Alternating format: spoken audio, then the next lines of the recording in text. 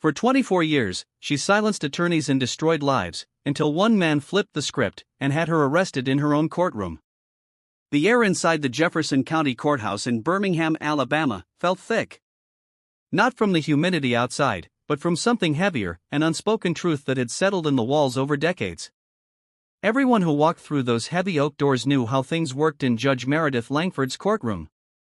She was the kind of judge who rarely looked over her reading glasses, her sharp eyes cutting through attorneys like they were nothing more than irritations. She spoke in a measured tone, never raising her voice, but the authority in it crushed anyone who dared push back.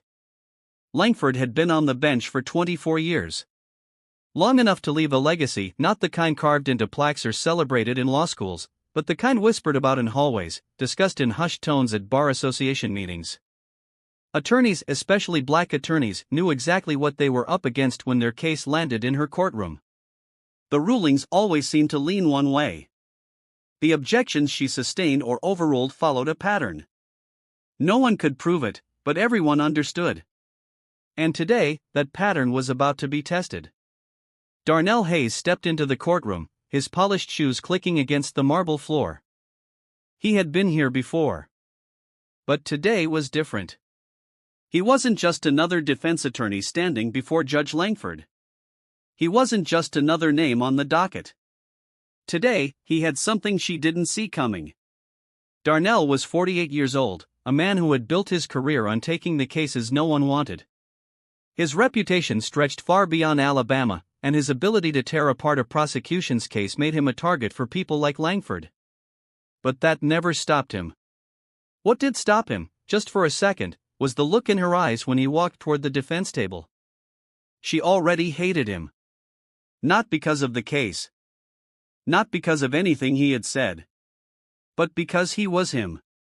Darnell felt the weight of the moment settle on his shoulders.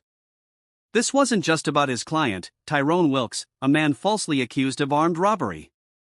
This wasn't just about proving innocence. This was about something much bigger. And he wasn't leaving this courtroom without making that clear. "Mr. Hayes," Judge Langford said, barely acknowledging him as she scanned the paperwork in front of her. "You're already on thin ice in my courtroom. Don't waste my time today." There was no reason for her to say that. They hadn't even started. Darnell tightened his grip on his briefcase but kept his expression unreadable. "I'll try not to, Your Honor." Judge Langford smirked. "Good. Because I have a full docket, and I don't need theatrics." She turned to the prosecution, an eager, young assistant district attorney named Philip Calloway. Fresh out of law school, trying too hard to impress the wrong people. "The state is ready, Your Honor," Calloway said, casting a smug glance in Darnell's direction. Of course, they were ready. They were always ready when the case was stacked against a black man. Darnell's client sat beside him, hands folded, shoulders hunched forward. The kind of posture that belonged to someone who had been in the system too long. He had seen too much. Heard too much. Lost too much. Darnell leaned in slightly. "We're ready too," he said, loud enough for the whole courtroom to hear. Judge Langford exhaled through her nose. "Let's get this over with." The trial began. But it wasn't a trial. It was a performance. And Judge Langford had the starring role. Every objection Darnell raised was dismissed with barely a thought. Every time Calloway stumbled over a legal argument, she guided him like a teacher correcting a favorite student. The jury noticed. The gallery noticed. But no one was brave enough to say anything. Except Darnell. He studied her. The way her lips curled when he spoke. The way she barely concealed her contempt. It wasn't just bias. It was something worse. Something he had spent years preparing for. But the courtroom didn't know that yet. Darnell had been in hostile courtrooms before. But this? This was different. Judge Langford wasn't even trying to hide it. Every time he spoke, she cut him off. Every time he raised a valid argument, she waved it away like a fly buzzing near her ear. The courtroom had its own rhythm. Lawyers spoke. Judges ruled. The jury listened. But in this courtroom, Langford had decided the verdict before the trial even began. Darnell caught the jury's discomfort in the way they shifted in their seats. Even some of the white jurors, who might have come in with their own preconceived notions, couldn't ignore what was happening. But Judge Langford didn't care. She doubled down, her words sharper each time she addressed him. "Mr. Hayes, you're testing my patience.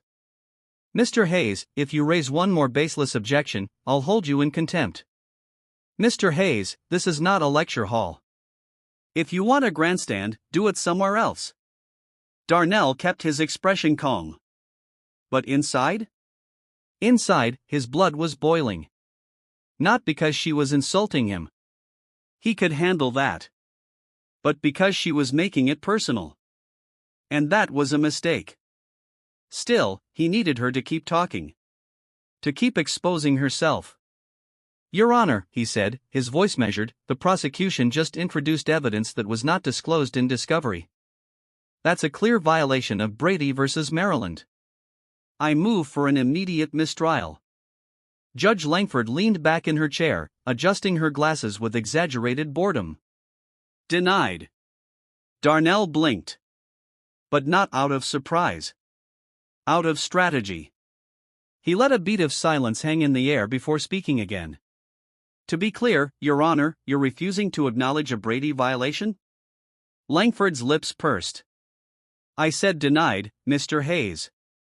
He could feel the courtroom shifting. The reporters scribbling faster. The whispers in the gallery growing louder. She saw it too. Her eyes darkened. And for the first time, she looked directly at him.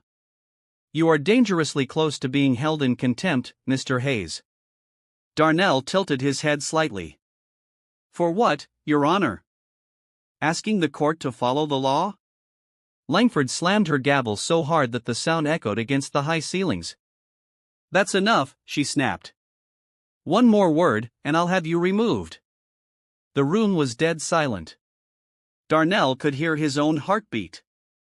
But he wasn't nervous. This was exactly what he needed.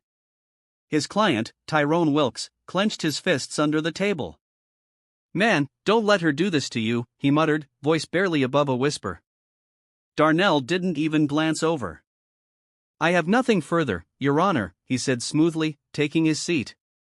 Langford scoffed. Acting as if she had one. But what she didn't realize was that the game had just begun? And she had played right into his hands.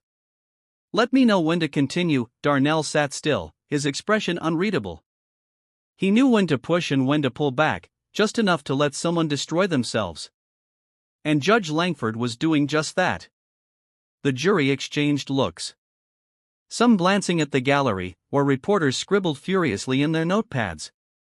Everyone could feel it now. The shift. The discomfort. The raw exposure of a judge who had grown too comfortable in her own power. But Langford wasn't backing down. She sat straighter in her chair, her voice cold. "Mr. Calloway, continue with your questioning." Philip Calloway cleared his throat, clearly rattled. He was young, but he wasn't stupid. He saw what was happening too. "Yes, Your Honor." He turned to the witness stand, where a shaky-eyed store clerk sat. "Mr. Thomas, can you confirm that the defendant, Tyrone Wilkes, was the man you saw at the scene of the robbery?" The old man hesitated.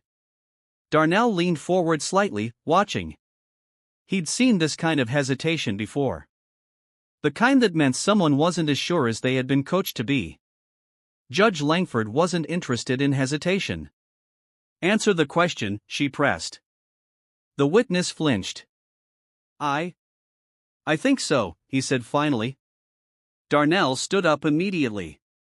"Objection, Your Honor. That is not a definitive statement." Langford didn't even hesitate. Overruled. Darnell exhaled slowly, shaking his head just slightly. Just enough for the jury to notice. He let Calloway fumble through a few more questions before standing up for the cross-examination. Darnell approached the witness stand, his voice steady. Mr. Thomas, you said you think you saw my client that night. How sure are you? The man licked his lips. I mean, I thought I saw him, but. But you're not certain? Langford cut in before the witness could answer. Move on, Mr. Hayes.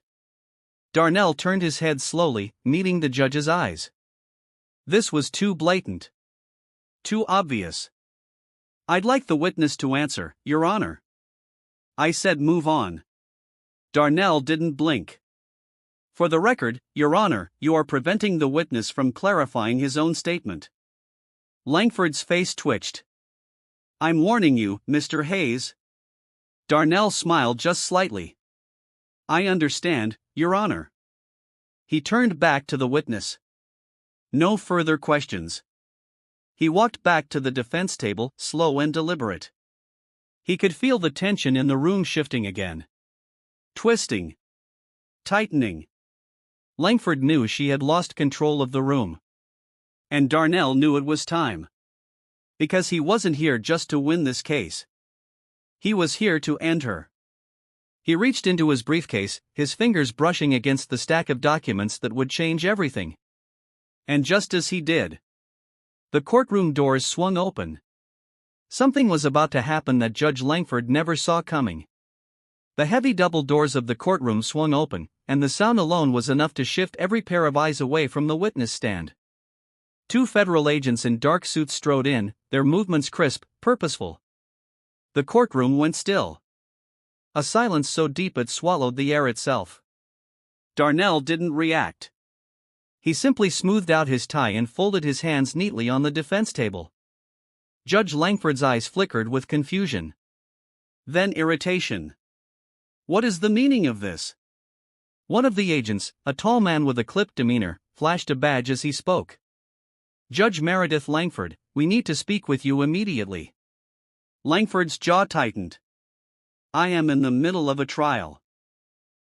The agent didn't budge. It's urgent.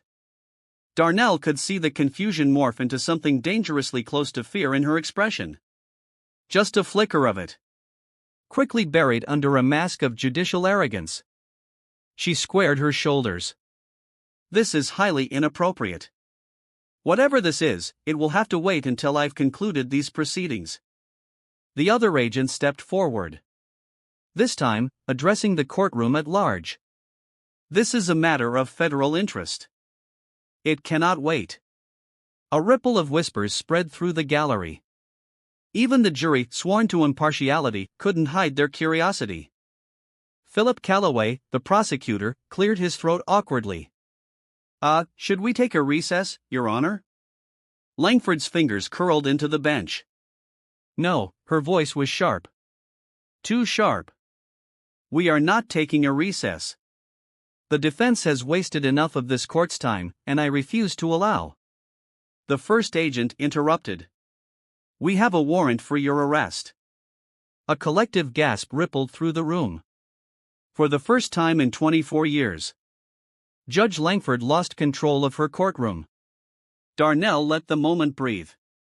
Let the weight of it sink into every corner of the room. Then, slowly, deliberately, he stood. He turned. Looking at the jury. The gallery. The reporters scribbling frantically. Then finally, he faced her. And he spoke. Your Honor, he said, I believe you just denied my motion for a mistrial, but it seems this trial is now the least of your concerns. Judge Langford's face drained of color. The lead agent stepped forward, pulling a folded sheet of paper from his jacket. Meredith Langford, you are being arrested under suspicion of bribery, abuse of power, obstruction of justice, and violation of civil rights under federal law. The room exploded. The gallery erupted in voices, some shocked, some delighted, some stunned into silence. The jury members sat frozen. Their eyes bouncing between Darnell and the woman on the bench. Langford looked at the agents. Then at the paper. Then at Darnell. And for the first time, she truly saw him. Not as just another attorney arguing a case before her, but as the man who had been waiting for this moment. Mr. Hayes. Langford's voice wasn't sharp anymore. It was unsteady. Darnell picked up his briefcase and stepped forward, locking eyes with her. "I told you," he said, calm, unwavering. "I follow the law, even when the law fails people like me." The lead agent moved to the bench. "Judge, we need you to stand." She didn't move. Then, finally, she did. And when the agents snapped the cuffs around her wrists, the courtroom wasn't just watching. They were witnessing a reckoning. But this wasn't over yet. The click of the handcuffs echoed through the courtroom, sharp and final. For 24 years, Judge Meredith Langford had ruled this room with an iron grip. Attorneys feared her. Defendants knew they didn't stand a chance. The system had protected her for decades, turning a blind eye to her rulings, her bias, the thinly veiled contempt she held for people like Darnell Hayes. But now, she stood in the very spot where she had condemned countless men before. Wrists bound. Eyes frantic. Power slipping. The courtroom was electric. A rare, once-in-a-lifetime kind of moment that no one had expected to see. The jury. The gallery. Even Philip Calloway, the young prosecutor who had been so eager to please her, all stared in stunned silence. Darnell let the moment stretch. He had spent years building toward this, gathering every piece of evidence, tracking every bribe, every unethical ruling, every case she had manipulated. He had been patient. Playing the long game. Knowing that one day, the weight of her corruption would become too heavy to ignore. And today was that day. One of the federal agents pulled a folded sheet of paper from his jacket and began reading the charges aloud. "Meredith Langford, you are under arrest for multiple violations of the Civil Rights Act, bribery, obstruction of justice, and abuse of judicial power. You have the right to remain silent. Anything you say can and will be used against you in a court of law." Langford finally found her voice. "This is outrageous," she hissed. The lead agent didn't even blink. "You can take that up with your lawyer." A wave of murmurs swept through the gallery. The reporters scrambled to capture every detail, the way Langford's hands shook, the way her once imposing presence seemed so small now. She turned to Darnell. "You," she spat. Her voice laced with something between rage and disbelief. "This is your doing." Darnell lifted his chin slightly. "This is justice," he corrected. For the first time in his career, the balance had shifted. Langford tried to compose herself, but it was useless. The power she had wielded for so long was gone. The irony wasn't lost on anyone. For years, she had sat in judgment, handing out hollow lectures about accountability and respect for the law. And now, she stood before the very system she had abused. The agents moved her toward the doors. But not before one final humiliation. A court officer, someone who had worked under her for years, who had once bowed to her authority without question, held the door open for her. Like she was just another defendant. Langford hesitated. Then stepped through. The doors slammed shut behind her. And just like that, she was gone. The courtroom was left in stunned silence. The weight of what had just happened settling over the room. Darnell exhaled slowly, letting his hands rest on the defense table. His client, Tyrone Wilkes, turned to him, his expression a mix of shock and awe. "Man," Tyrone muttered, shaking his head. "I thought people like her never paid for what they did." Darnell glanced at the empty judge's bench. "They do," he said eventually. But the real lesson? That was still to come. The courtroom had never felt this alive. The gallery, still in shock, erupted into hushed conversations. Some whispered in disbelief. Others in barely contained satisfaction. The jury looked around at each other, as if silently confirming that they had all just witnessed the same thing. Darnell remained still.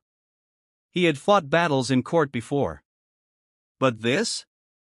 This was different. He had played the long game, knowing that Langford's corruption was too deep, too bold, too reckless to remain hidden forever.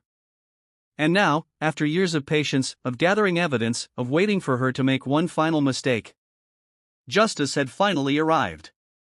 And yet, Tyrone Wilkes was still in handcuffs. Judge Langford was gone.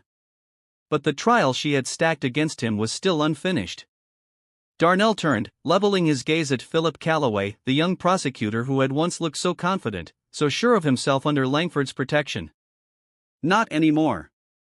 Now, Calloway was pale, his hands gripping the edges of his notes like a drowning man clinging to a life raft.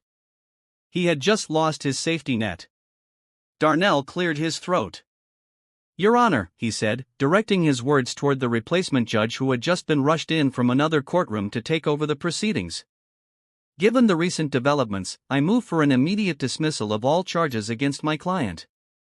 The new judge, an older black man with graying hair and a reputation for fairness, folded his hands together. "On what grounds, Mr. Hayes?" Darnell turned to the jury. "On the grounds that this entire trial was poisoned from the start. Judge Langford's arrest proves what we've known all along: she was never impartial, and neither were her rulings. This case was manipulated. Evidence was ignored. And my client was never given a fair trial." He let the words sink in. Then he turned back to the judge. "And now that the woman who orchestrated this injustice is in handcuffs, the only thing left to do is undo the damage she caused." The new judge leaned back slightly, studying Darnell with the kind of measured patience that only experience could provide. Then, slowly, he nodded. "I agree." A heavy pause fell over the room. "Then the charges against Tyrone Wilkes are dismissed. Bailiff, remove his restraints." For a second, no one moved. Then Tyrone let out a breath, one he had been holding for years. The courtroom officer unlocked the handcuffs. And for the first time in a long time, Tyrone's hands were his own again. The moment was so thick with emotion that even Calloway didn't object. He just sat there, staring at the desk, looking like a man who had lost something much bigger than a trial. Tyrone rubbed his wrists, then turned to Darnell, his voice low. "I don't even know what to say." Darnell clapped a hand on his shoulder. "You don't have to say anything. Because today, the justice system had actually worked. Not because it was built that way, but because someone had fought to make it happen." Tyrone stood, looking around the courtroom that had nearly swallowed him whole. Then, without another word, he walked out. Darnell followed, the weight of what had just happened pressing against his chest. Because this wasn't just about Tyrone. This was about every case Langford had ever ruled on. Every innocent man she had sent away. Every bribe she had taken. Every biased judgment she had passed. This was just the beginning. Darnell had won today. But tomorrow? He had work to do. Because there were more Langfords out there. And he wasn't done yet. If you believe in real justice, in holding power accountable,